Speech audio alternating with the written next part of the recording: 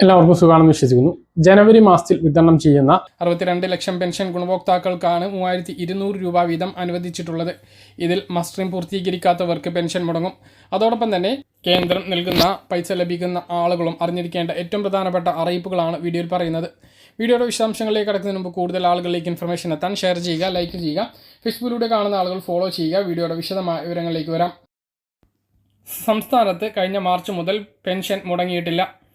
കുടിശ്ശികയുള്ള പെൻഷനിൽ 2 ഗഡുക്കൾ ഈ സാമ്പത്തിക വർഷം നൽകുമെന്ന് കഴിഞ്ഞ ബജറ്റിൽ മുഖ്യമന്ത്രി നിയമസഭയെ അറിയിച്ചിരുന്നു. ഇത് പ്രകാരം ഓണത്തിന് 1 ഗഡു നൽകി. അടുത്ത ഗഡുവാണ് ഈ മാസം വിതരണം ചെയ്യുന്നത്. ഇതിനു വേണ്ടിയിട്ടുള്ള കടമെടുപ്പ് നടപടികൾ ഇന്നായിരുന്നു. തുക 2025 ജനുവരി 24 തീയതി വെള്ളിയാഴ്ച വിതരണം ചെയ്യും.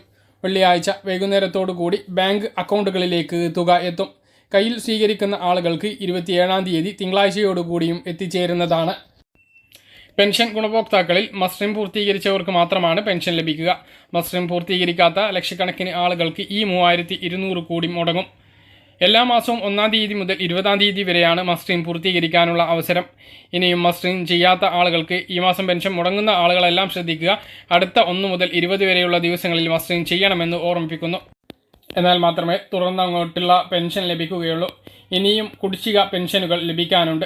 ഇത് കഴിഞ്ഞ ഏപ്രിൽ മാസത്തിലും 3200 തന്നെയാണ് ലഭിക്കുക. വിഷു ഈസ്റ്ററിനോടനുബന്ധിച്ചാണ് ആ ഒരു തുക ലഭിക്കുക. അതിനിടെയുള്ള 2 മാസം 1600 രൂപ വീതം ലഭിക്കും.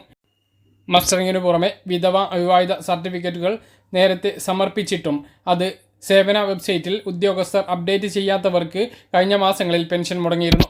ഈ മാസവും അത് ശരിയാക്കിയിട്ടില്ല എങ്കിൽ അവർക്ക് മുടങ്ങുന്നതാണ്.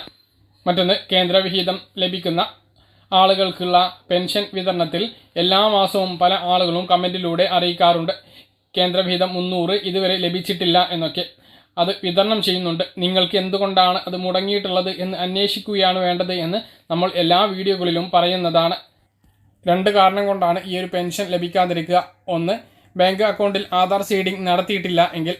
മറ്റൊന്ന്, നിങ്ങളുടെ പെൻഷൻ രേഖയിൽ, അതായത് സേവന രേഖയിലും ആധാർ കാർഡിലും പേരിലോ അഡ്രസ്സിലോ എന്തെങ്കിലും വ്യത്യാസം ഉള്ളവർക്കാണ് കേന്ദ്രവിഹിതം മുടങ്ങുന്നത്. കേന്ദ്രം നൽകുന്ന എല്ലാ സഹായങ്ങളും ആധാർ അധിഷ്ഠിതമായിട്ടാണ്. അതുകൊണ്ടാണ് ഇവർക്ക് ഈ ഒരു തുക ലഭിക്കാത്തത്. അതുകൊണ്ട് തന്നെ എന്തുകൊണ്ടാണ് മുടങ്ങിയിട്ടുള്ളത് നിങ്ങളുടെ പഞ്ചായത്ത് പെൻഷൻ വിഭാഗത്തിലൊന്ന് അന്വേഷിക്കുക. എന്ത് ആണ് കാരണം എന്ന് വെച്ചാലും അത് ഉടനെ ശരിയാക്കാൻ വേണ്ടി ശ്രദ്ധിക്കുക. അപ്പോൾ ഇതാണ് പെൻഷൻ വിതരണവുമായി ബന്ധപ്പെട്ട് അറിയിക്കാനുള്ളത്. വെള്ളിയാഴ്ച ഉച്ചയ്ക്ക് ശേഷം വൈകുന്നേരത്തോടുകൂടി പെൻഷൻ തുക എത്തിച്ചേരുന്നതാണ്. പെൻഷൻ ഉത്തരവ് വന്നാൽ കൃത്യസമയത്ത് നിങ്ങളെ അതുകൂടി അറിയിക്കുന്നതാണ്. ഇതുപോലുള്ള ഇൻഫർമേഷൻ ലഭിക്കാൻ ചാനൽ സബ്സ്ക്രൈബ് ചെയ്യുക, ബെൽ ഐക്കൺ എനേബിൾ ചെയ്ത് വെക്കുക. മറ്റൊരു വീഡിയോ